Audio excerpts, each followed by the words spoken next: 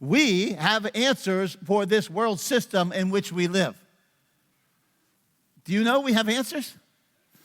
We have answers for the world in which we live. You have answers for those who may be your oppressor. She was a living, breathing, walking testimony of the power of God in a land that had taken her captive.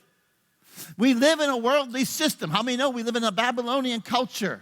How many know our citizenship is not of this world? How many know this is not our home? How many know this morning that we are first kingdom of God, second Americans?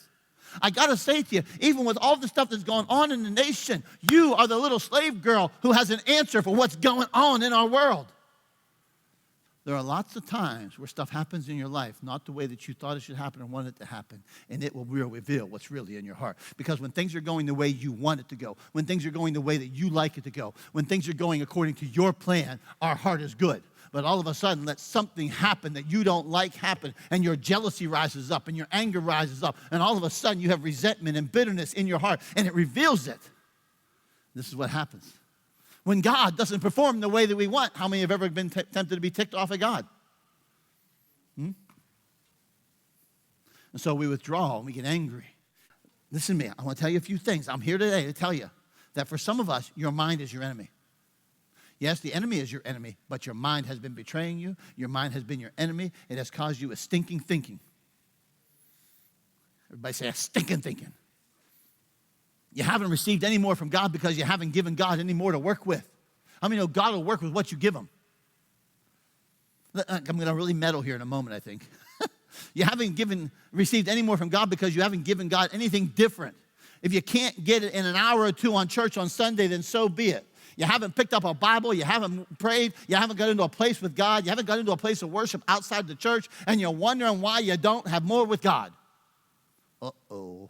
This man walked away with a revelation of who God was. There was no confusion of who God was in his life now. There was no confusion any longer that this is the God of all the earth. This is the God of Israel. Sometimes what we need is not a miracle, but we need a greater revelation of who God is. And sometimes we've got to be willing to do the out of the ordinary, the out of the routine, gone beyond our imagination, gone beyond our thought process, and saying, what do I need to do to encounter this God in a way I never have before? For all of my life, I have been going into this temple with my master, and I have been bowing down to the gods of their land, but I can no longer do that like I used to do because I have come into an encounter with the God of Israel. How many know when you encounter Jesus, when you encounter God, you will not bow to the gods of the land any longer? It totally rocks your world. You'll not bow to wealth. You'll not bow to tradition. You'll not bow to religion. You'll not bow to the things of this world. You will look at those things differently. They will pale in comparison because I got a revelation of who this God is. Naaman had this incurable disease, but he heard about something. And his king, his master, his king wrote a letter on his behalf for him to find healing. His king probably put up that money that Naaman took with him, which was over $1 million. He paid the price for him to find his healing from God. Come on, church. How many know this morning that we were born with an incurable disease called sin, and our king on the throne wrote a check for our healing that if we'll cash it, we will be restored and we will be renewed.